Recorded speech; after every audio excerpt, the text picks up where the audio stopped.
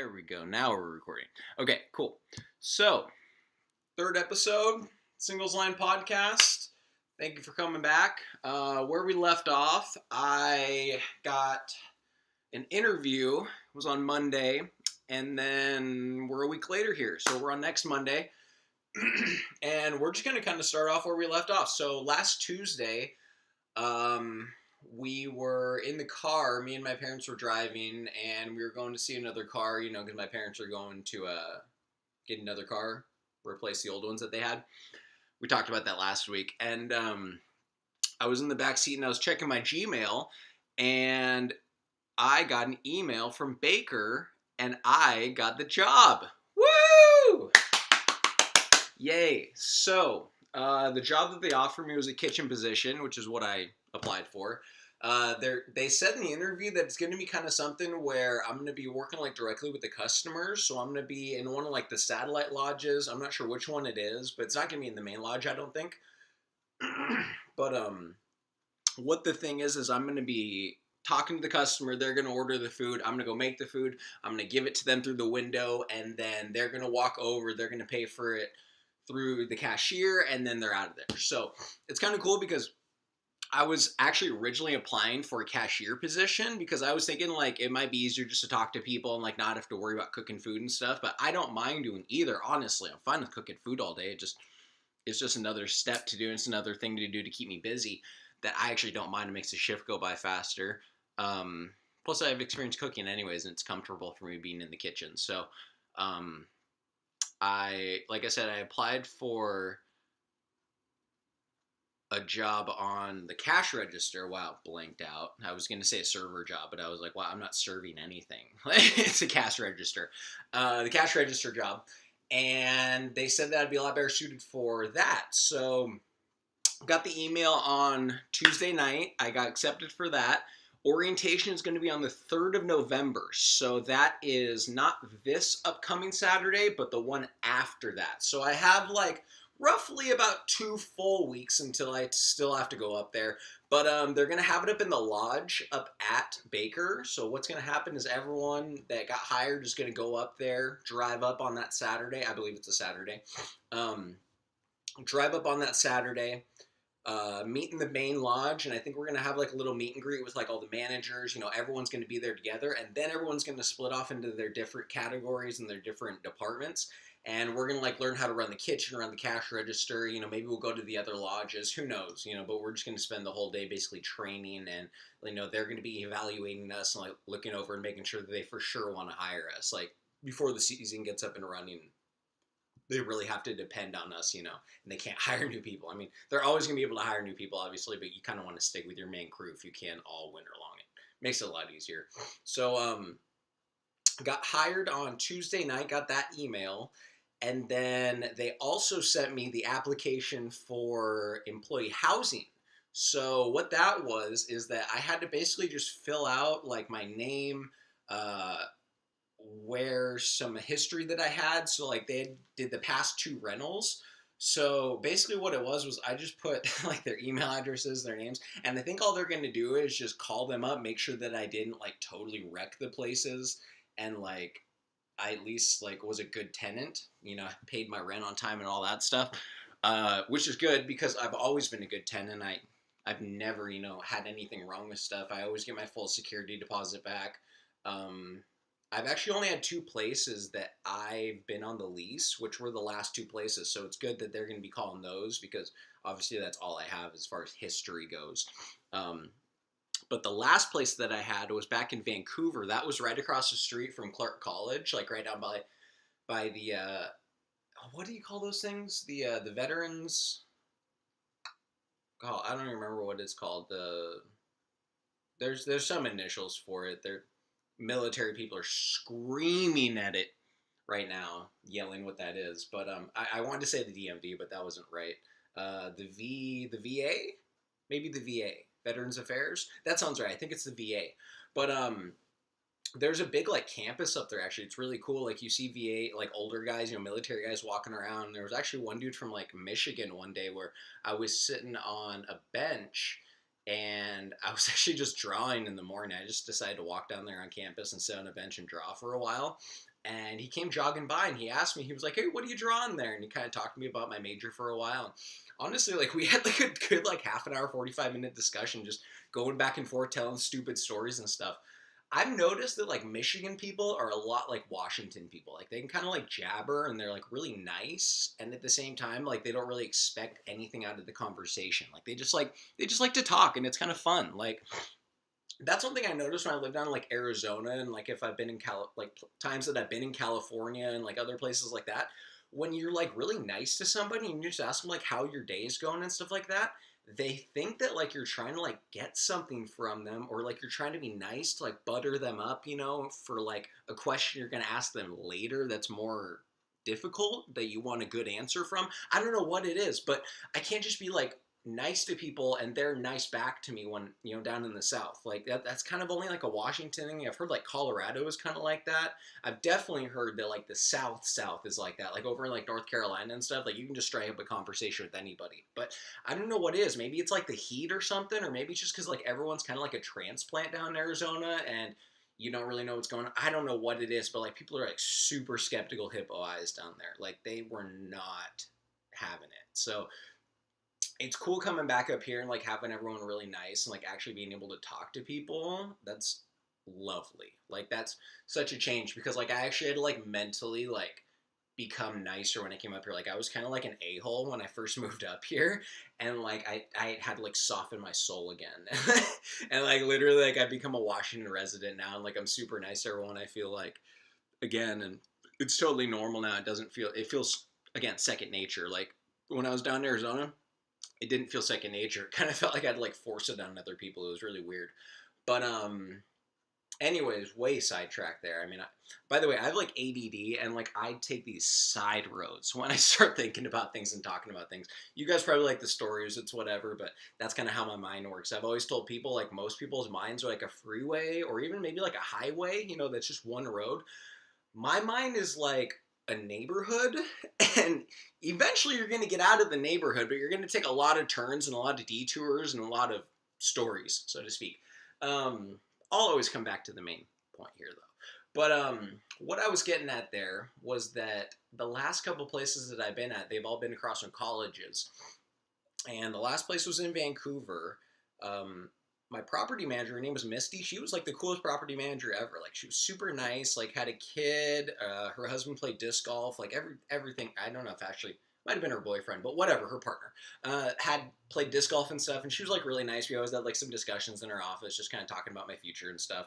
And she was always really flexible too, which was nice. But got my full security deposit back for that, except for the two little drip pans that were on the electric stove, because I had a 4-coil electric stove. Two of the drip pans were kind of rusted out, and they said they had to replace those. So I only had $190 out of my $200 deposit back, which is fine. I mean, that's almost my whole deposit. Which, by the way, that is awesome. I only had to pay a $200 deposit, because most places you have to pay like full first month's rent, which like my rent was like 900 something. So like, yeah, that's way less than full first month's rent, which is awesome. That place was cool, and then the place before that was up in Linwood, up in Seattle, and that was a place called Pinewood Square. It was again right across from Edmonds Community College up there. And there was a guy named Larry. He was in charge of the property. Larry Skaggs. Kind of a weird name. Like, he almost seems like a sketchy guy. But he was, like, the nicest guy ever. Like, just, like, a chill dude. Really, really nice all the time. You know, really flexible. Always just trying to, like, accommodate you. And, like, 4-star service. Like, awesome. Well, I guess 5-star service. But I think 4 diamond, because I used to work in, like, a hotel. And, like, it would be like 1 diamond, 2 diamond, 3 diamond, 4 diamond, 5 diamond. And like 5 diamond is like the Ritz-Carlton. I mean, like the nicest of the nicest. But like a 4 diamond property is still really, really nice. It's just like not the best. You know what I'm saying? So they still have to have like a really high standard of like customer service. And like that's what I always felt like Larry was like. He was always like a 4 diamond guy. Like he never wore like a 3-piece suit, because that's ridiculous to wear a 3-piece suit for an apartment complex. But like he still wore like really nice polos, and like sometimes he wore suit jackets and stuff. And like that was kind of over the top, honestly, which is a good thing though. Like I don't see over the top as excessive. I just say over the top, like he took it to another level, which was good. And like 4 diamond. Most people in that position would only do like a 2 diamond job or something like that. They'd come in wearing jeans all the time. He didn't, and appreciate that. Larry was a cool guy. But that property was rad, and honestly, I think I got my full security deposit back there too. It was like $500, $600 or something like that. Got all of that back. I never had any problems. The carpet was perfect. Everything was clean. So I don't think I'm ever gonna have a problem as far as like the application goes. We're gonna run back to Baker here, taking the street back to the main road here. But I don't think I should have much of a problem with the application because I didn't have any problems with any of those properties. Everything was paid on time. Everything was done right. So kind of what I'm hoping for is that it's Monday now. It's the 22nd, and like I said, we got about 2 weeks until the 3rd. I'm hoping sometime in that 2 weeks I'll get an email back. Okay, so what happened was I had the application. I had to print it out because it was like a digital application. It was just, the form. I had to print it out and then fill it out with pen and then scan it back in and then email it to the person that was in charge of housing. So I emailed her on Tuesday that back, and I just got an email on Saturday saying that I didn't attach anything. She goes, yeah, everything's perfect except for there's no attachment on there. I go, oh, whoops. So I attached that, sent it back to her. Hopefully she got that. Maybe she's checking it today on Monday. I don't know, but maybe she just checked her email once on Saturday. I didn't get a reply back saying that she got it, but I'm hoping she did. So I'm going to wait on that. They're hopefully going to review my application.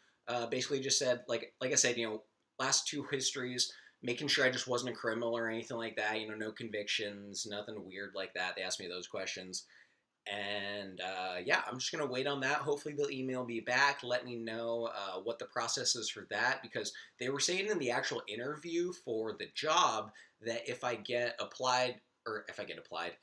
accepted for the application process, then I'll move on to an interview process. And I'm kind of hoping that maybe possibly I can do that interview on the 3rd, but if I have to do it before that and I have to drive up there to Bellingham and back, that's fine too. I mean, it's really not that long of a drive. It's only 2 hours. I mean, I've done way worse drives in a day. I've done like 8 hours. No, maybe it was like 6 or 7 one way. No, it was about 6 hours, maybe 5 hours one way, and then 5 hours back. So I can do 2 in a day and then 2 back. So 4 hours, 6 hours driving is good. Anyways, I'm getting way off topic here. So I'm going to wait for that. And then that's kind of where we're at. We're just kind of sitting, waiting for the 3rd, getting the body in shape for winter, really working the legs a lot. My right quad is super tired because that's my back leg for powder, so I'm trying to get my right leg a little bit stronger. I mean, they're both going to be really strong, but my right leg's going to be a little bit more strong. But that's kind of things as far as snowboarding goes, and as far as like the bulk of the podcast or what we're trying to cover, week to week goes, and what we're trying to stick to the timeline. We're going to bump to another segment, I guess, and we'll just kind of start talking about the week. So starting out on Tuesday, I finally got to work out. So the last couple of weeks, I've just been like moving, and I've been like in a real transition process between Portland and here, and just trying to like get everything correct, get all the bills paid up, get everything closed out. And finally on Tuesday, I got everything moved up here. The interview was done. I went up to Bellingham. I came back, and it was kind of the first time, even kind of Monday night when I got back, but really Tuesday morning when I woke up, it was the first time where I could just like stop and like take a breath and just like not have anything pressuring me or pushing on me at all. Like literally nothing. I had all my bills paid off. All my keys were turned in for the apartment. Everything's done for the apartment as far as that goes. They even sent back the inspection form, so they even went through the apartment, looked at it and all that stuff, and they must have done it on Monday, right as I turned in the keys, or maybe on Sunday, but I got the inspection form back and everything was done for that, so I didn't have to think about the apartment anymore. That was all done. They're sending me my security deposit check in the mail in a couple days here, so that's all done in Portland. Didn't have to think about that. I went up to Bellingham, got my interview done. Didn't have to think about that because I knew that it was out of my hands. I did the best I could to my interview. I charmed them. I didn't charm them, but that's what I do everyone. I charm everyone. That's just my natural tendency. I'm the youngest kid. I mean, that's what you do when you're the baby of the family. You charm everybody. But I went up there, got my interview done, felt like it went well, came back, and then that was it. I mean, my interview's good. I only have one cell phone bill. I mean, my insurance is paid off. You know, everything's good for that. I mean, I guess I kind of have the hanging chad a little bit. Hanging chad? I don't know what you want to call that. The cliffhanger, so to speak, of I still have two cars hanging out there, and I still need to sell the Avalon, which I am going to put up on Craigslist here really soon, like probably today, actually. And hopefully I can get some calls for that. Maybe get like $2,000 out of it. I only paid $1,000 for it. And it's only like a little crappy rebuild. So, well, it's not crappy. It actually runs really nicely, but it is only a rebuild, so I don't expect a lot out of it since it's a 98. But the engine still runs good. The transmission is great on it. The suspension's a little loose on it. You know, it bounces a little bit, but it still runs fine. I mean, I drove it all the way down to Portland and back. I drove it all to Bellingham and back. I mean, it runs great. So hope I can get $2,000 out of that car. You know, get a little cash, and then I'll be good.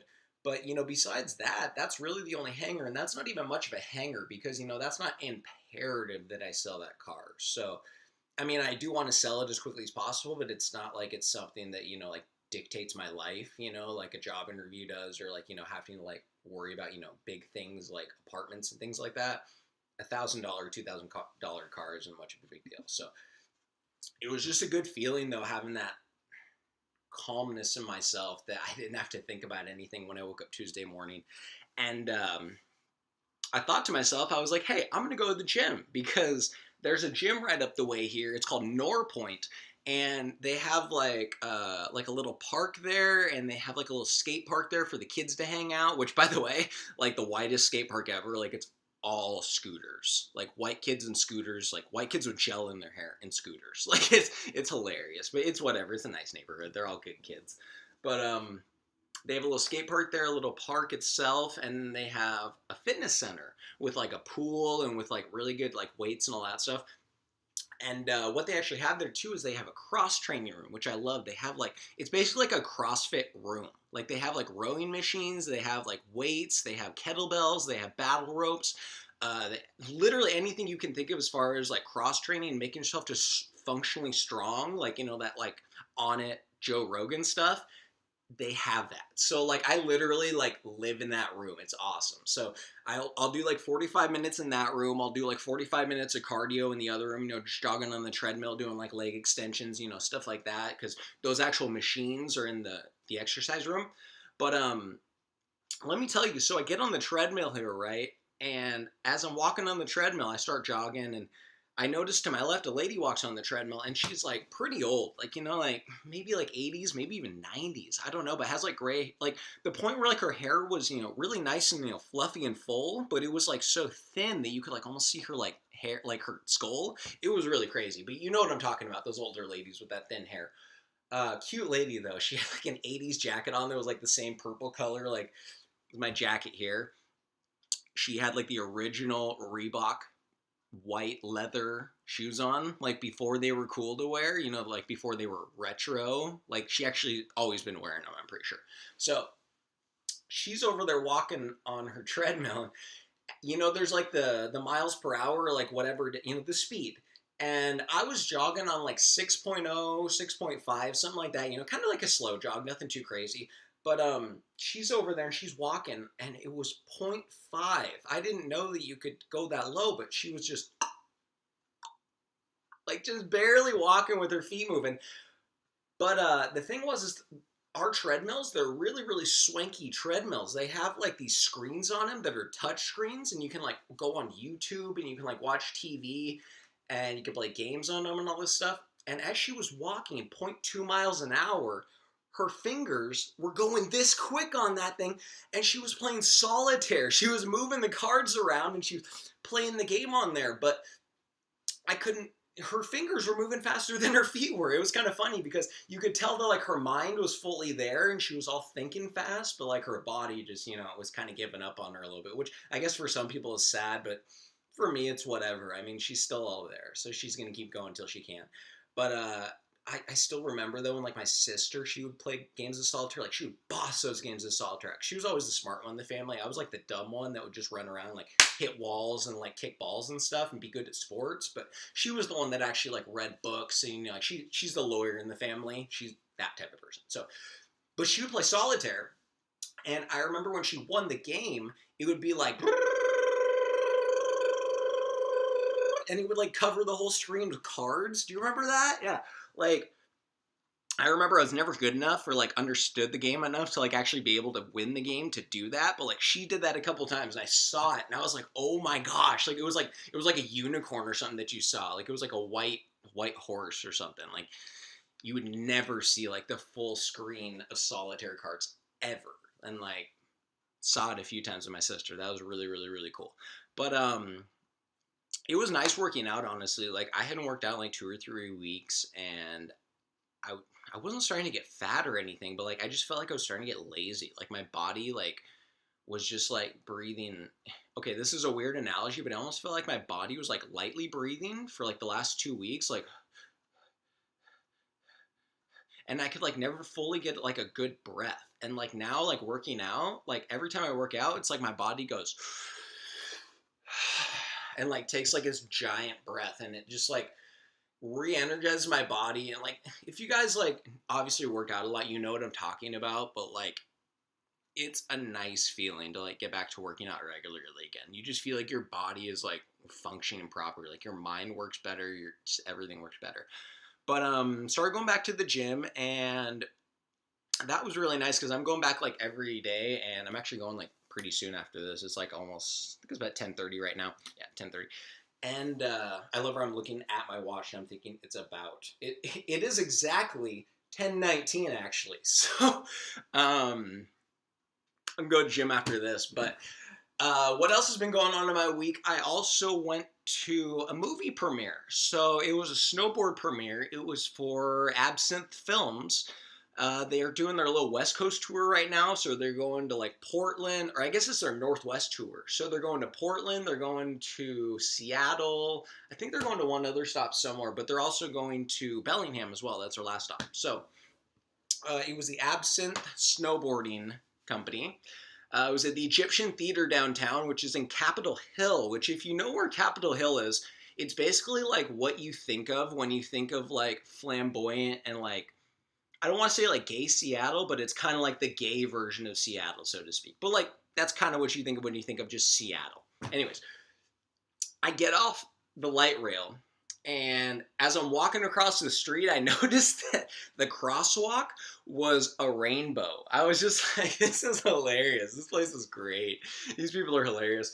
But really crowded, honestly. There were a lot of people walking on the streets, you know, but a lot of cars too, but I think they were mostly like tourist cars and people driving through. But cool place. I love Cap City. Awesome environment around there. So I got down there around 5:30 or so, and the movie didn't start till 7:30, but the doors did open up at 6:30, so I was thinking maybe I'll get in there about 7. So I had about an hour and a half to kill, so I'm thinking, what do?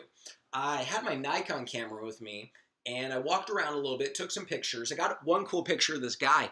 He was in the most rad attire. I'm pretty sure he was like high on acid or something, because only someone that would be on like psychedelic drugs would wear stuff that was like this. I mean, this is coming from a person that's wearing this, but not on psychedelic drugs. But this guy, he had a ponytail. He had like a mustache that kind of like twirled, like real like hipster style. Great skin though on him. Like he looked young for his age. Like I think he was like 40, but he had great skin. He had like a cardigan on. What do you call those? I guess just a sweater. It was like a knit sweater, but it was like the pink color of this, like bright, bright pink. The whole thing was. And then he had like baggy pants on, kind of like I have here, kind of almost sweats like, but they were like neon green, like almost kind of the color green that I have here on my sweatshirt. So he had pink, green, and then his shoes that he had on were brand new. I mean, literally brand new Converse that were like the same orange as this. I mean, super orange, but they were like, didn't have any dirt on them at all. They were brand new. They were amazing. But like, it just made me laugh because he was like the hipster of all hipsters. I mean, like he was trying to like look comfy, you know, at the same time, but still colorful. But at the same time, you know, still like new looking. You know what I'm saying? Like everything that he had on was like nice, but it wasn't like ratty looking. So maybe like not super hipster. Maybe Rich hipster. Anyways, I like the look of the guy. He made me laugh when I saw him go across the crosswalk. But walked around and took some pictures. And I thought to myself, I was like, I'm kind of hungry. I haven't eaten since like 3 or 4 o'clock. And it was at the time, well, I don't know, I'm a fatso, so I guess it's only been a couple hours. But I didn't have much to eat. I only had like a little bit for lunch. I only had something small. I can't remember what it was, but it wasn't a lot. And thought, I want some pizza. So I walked around. I found a pizza joint, Mamma Mia's. It was actually right across from the Egyptian Theater almost. They sell pizza by the slice, $3 a slice. Walked in there. The guy just started his shift. He was all peppered, or all pepper, not peppered. No, not like the pepper grinders. He was pepper. Is that what you call it? Pepper? I guess he had some pep to him. So I guess that is pepper. Yeah. Anyways, he was excited. He was a happy guy. Looked like he had just started his shift, basically. He asked me what type of pizza I wanted. I said pepperoni. There was a brand new pepperoni pizza right there. He cut open a big old slice because he had already been sliced, but there was one slice in there that was really big out of all of them. He's like, "Oh, bro, let me get you this slice." I was like, "Yeah, you my man." So he gets me like the biggest slice in the pizza. I pay for it, $3. I just put the other $2 in the tip jar for them. They were cool guys. I said, "Whatever. Have a good day, y'all." Bounced out of there. Jumped up to the top of, well, I didn't jump. Holy crap, if I could jump up to the top of a parking garage, how cool would that be? Oh my gosh, I'd be like Superman. Boing. No, so that's stupid. Anyways, walked up to the top of a parking garage, all the way up the stairs, and I sat at the top of a parking garage up there at top of Capitol Hill, and I looked over and I could see all the buildings of downtown with like the sunset in the background. It was like the coolest picture ever. Like, well, it wasn't even a good picture, honestly, because it was like too wide. Like you needed like a wide angle lens or something like that, like a fisheye lens to get it all. But it was just beautiful for like because we have fisheye lenses in our eyes. I mean, we can see like a lot of vision. So from my vision that I could see, it was a beautiful sunset. It was awesome. So I enjoyed it. I was eating my pizza. I bought a Red Bull before that, before I got on the train. I actually took the train down there too. I parked at Angle Lake Station and I took the light rail all the way up to Cap Station. So light rail's awesome. I mean, you just kind of stand on there. No one says anything to each other. You just put on your headphones. You're quiet. I mean, really, really reverent. I kind of like it, actually. It's kind of like a moment to just like relax and chill. But got my pizza, saw the sunset, and it was kind of starting to get dark, so I put away my camera because, like, I mean, I can like put on, bump up the ISO, and honestly, night shots are good too, but I just didn't want to put the effort into like thinking about that because I was kind of going into like podcast mode, so to speak, and like vlog mode, and like thinking about like the shots I would have in like the Egyptian theater. Like I was starting to think that sense more than like the photography still sense. So I was trying to switch modes in my head. So put the camera away and I was walking back to the theater and it was around 7 o'clock or so. No, maybe 6:30. So I still had, half an hour until the movie started. So I wasn't really rushed. So I kind of had, if I had like ideas for what I wanted to do, between now and then, I was open to stuff. But if not, I just kind of walk back to the theater and chill, inside, sit down. So, walking back to the theater, and this dude walks past me, and he has an ice cream cone. And he chowing away at this ice cream cone. I'm looking at him, I'm like, dude, I want some ice cream right now. So, I get on my Google phone, I get on my phone, look on Google, and I find a place called Maggie Moo's. And I walk in there, and they have, like, vegan ice cream. They have, like, non-gluten. It's, like, the typical, like, hippy-dippy ice cream, that's, like, is, like, all the free of everything, no soy or whatever it is. But you know what I'm talking about. So I walk in there, and I get in line, and I get a scoop of strawberry on a sugar cone, which seemed perfect. I mean, that's all you need. One scoop, one little cone. I was thinking about maybe getting one of those big waffle cones and getting like some toppings over it and stuff. I'm like, good. I just want to see how good your ice cream is. That's all. I just want ice cream. Like, that's all. They had like cream. They had like sweet cream flavor. They had like coffee flavors. They had like salted caramel. But I was thinking like a fruit flavor would be good. If they had something that was like lemon zest or something like that, I probably would have gotten that, but like, I was good. They had lemon zest as a topping, and I could have gotten like sweet cream with the lemon zest topping on it, but I'm good. Strawberry's great for me. So, got my ice cream, started walking up the street, back to the Egyptian theater, slowly, as I'm kind of meandering through people and kind of slowly walking, eat my ice cream, which was awesome, by the way. Maggie Moo's.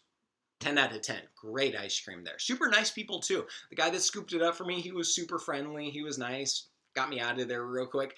I ended up getting 1 scoop and a sugar cone. Like I said, it was $4.95 was the total. I gave him a $5 bill. And the guy goes, well, thanks so much for coming in, but it's too bad you paid with a 5. And I go, why is that? He goes, because your change is a nickel back. He made a nickelback joke. Oh, I was laughing about that. So that was good. He just started a shift. He cracked a joke to me about a terrible band. That was hilarious. So I was walking out of there laughing, eating my ice cream. That was a good time.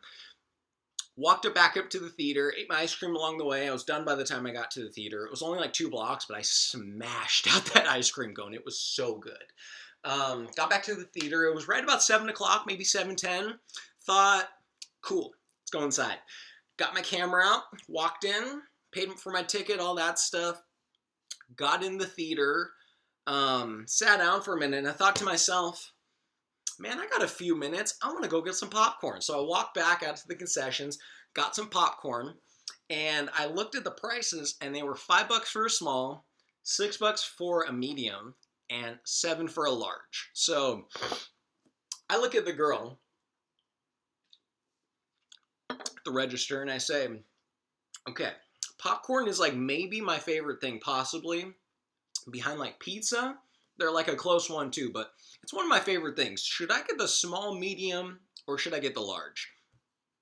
She kind of gives me this look, kind of like puzzled for a minute, but then she kind of looks at me seriously and goes, you should get the large. Comes with a refill.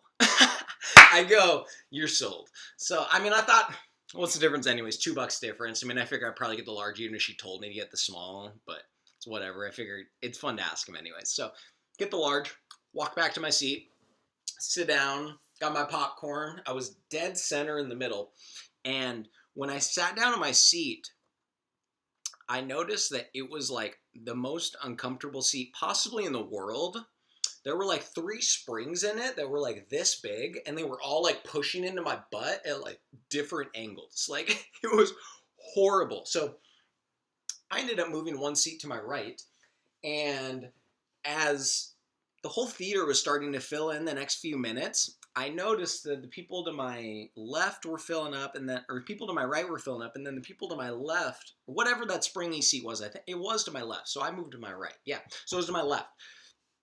That springy seat got sat in by a dude, and he had a couple Rainier beers. So he sits the beers down in the cup holder, sits down in the seat, and I noticed that he's like really uncomfortable, like right away. Like he's like shifting around, and like he's like, he doesn't want to say anything though, because he's like with all his friends, and like he knows he can't move.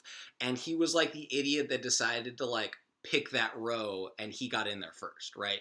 So he can't be like, let's all bail, let's go to another row, my seat sucks. He just has to take it. So he takes it, 3 beers. He drinks 2 of those beers, goes out, gets another one, comes back, cracks that beer, drinks about half of it, and then there's a segment in the movie where like everything was pretty quiet. He looks over to his buddy and he goes, bro, my seat sucks. Does your seat suck too? Oh my gosh, I had to look the other way and cover my face because I was laughing so much. Like, the guy on that side, he thought I was like looking at him and laughing. He was like kind of looking at me all weird. I was like, no, sorry, thanks. No, don't worry about it. And I just kept watching the movie, but I was dying. But it took him 3 beers to finally like man up and say something about it. That's what made me laugh more than anything. Like, he couldn't just say something about it. So he was in a comfortable seat. I was eating my popcorn. I was comfy. This seat was plush that I was in. Moved over. That one was great. Watched the movie. Nicholas Mueller was there. A couple pros were there, which is pretty cool. I'm trying to think who else was there. There were, let me think who else was there. About 1,000 other snowboarders were there. Oh my gosh, it was full. Like, there were a lot of people there. I looked at the Egyptian theater, and it can hold like 1,100 people. So they filled like the whole bottom section, and then they opened up the top row too in the mezzanine, or whatever you call that thing. And there were like a couple rows back there too. So it was really full, honestly, and it was loud during a couple sections when they were throwing down some of those tricks. Woo, it was loud. So You'll hear in the video, though, I took my cell phone with me, so I kind of made a terrible mistake. So I was supposed to get everything filmed this way, and I didn't really think about it till afterwards when I looked at the footage and realized it was all this way. So next time we get some footage with that cell phone, which will probably be next week. Well, it'll probably be the week after next in the Capita Factory, but we'll talk about that in a minute. But I'm going to go horizontal next time from now on, but this week we're vertical. So you'll just have to get over it. It's really not that bad. It's still good footage, honestly. So I got some footage there. I cut it all up into a little edit. I think it's like, I don't know how long it is, like 5 or 6 minutes, like something like that, 5 or 10 minutes long. But I put that together, and then I'm going to show that right now after this little segment. So we're kind of done talking about the week. So going on to next week real quick, going ahead, and then we'll move on to this other edit segment. This upcoming week, I don't have anything going on this week. Then next Monday, I have the meeting with Capita. So I'm going to go down to the Capita factory, the C3 factory. Well, I don't know if it's their factory. I think it's just their corporate offices. But I'm going to go down to the C3 offices down there in Seattle with my friend Katie up in Bellingham. She's going to come down from Bellingham, I'm pretty sure, and meet me there. But I'm going to go up there. We're going to kind of tour the facilities, maybe talk to them, maybe do a little interview with them or something, you know, maybe try and get some fun stories out of them, maybe talk to them about the process of the snowboards, whatever it is. You know, we'll ask them some questions. But I think I'm going to hash that together and do a little video and then do it kind of how we did this week. But then instead of having like an edit of, you know, a snowboard thing like we have this week of a premiere, next week we're going to have an edit of the C3 factory of, you know, what went on with all that stuff. So you can look forward to that next week. But this week we have, like I said, a little edit that I cut together of all the stuff that happened on Thursday night in the Egyptian theater with the Absinthe Premiere. Yeah, that's really it. So I guess I'll see you guys next week. I don't know if I'm going to do it. I'll probably do it on Tuesday, honestly, because I'm going to meet with Capita next Monday. And then I'll probably hash together all the footage, maybe do another one of these talking like this. On Tuesday morning, I'll get it all cut together, and then I'll probably get this out, hopefully maybe Tuesday afternoon, something like that. So thanks for tuning in again, guys. This is the Singles Line Podcast, episode 3, not 6, 3. And we're going to move over to the edit segment. So cool. Thanks for tuning in, guys. See you next week.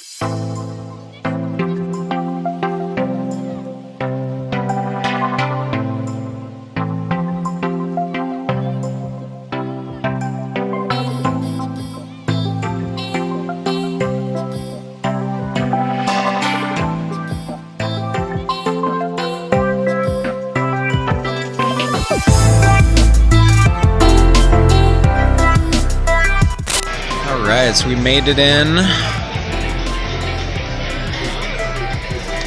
Got our popcorn. And yeah, movie's about to start. Let's wait for it now. Nicholas, Brandon, and Dimitri are here. Please come forward. Here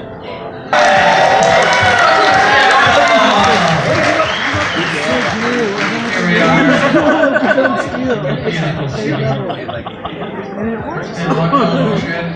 I'll tell you that much. We're towards the end here. We got Nicholas Miller standing right next to me. What do you got to say, Nico? You talk, I just want to say, this guy, wow. Snowboarder, presenter, musician. It's like, wow. Anyway, thanks for coming. This is a home away from home for me. Actually just sat down. There's a bunch of news. Every year we sit down together at this time of the year and we kind of channel to the holy noon, chill some not weird, and asking about the winter. And yeah, it looks good. It's going to be a lot of snow, but also a lot of sun. So yeah, we're going to be fine, right? Last night it was a big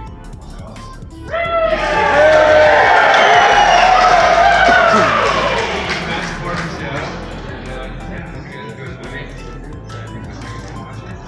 Pretty good as well. Wow. Enjoy. Roller film.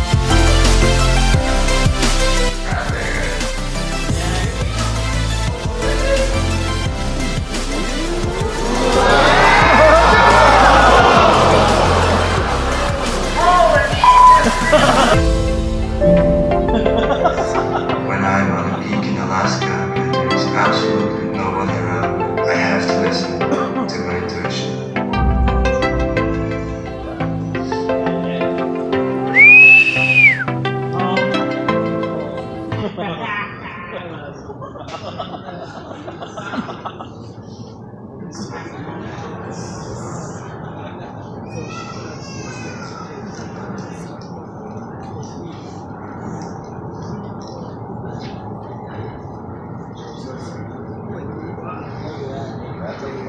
do you go from there? Ain't nowhere to go but down.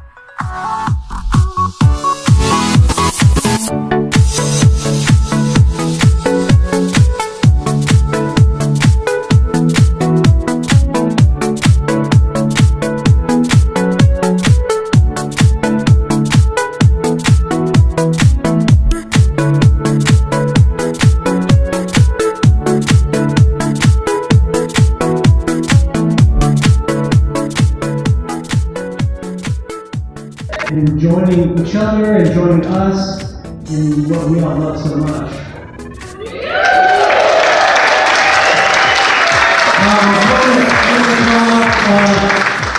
Nicholas and Brandon and Meech again. Those guys, wow.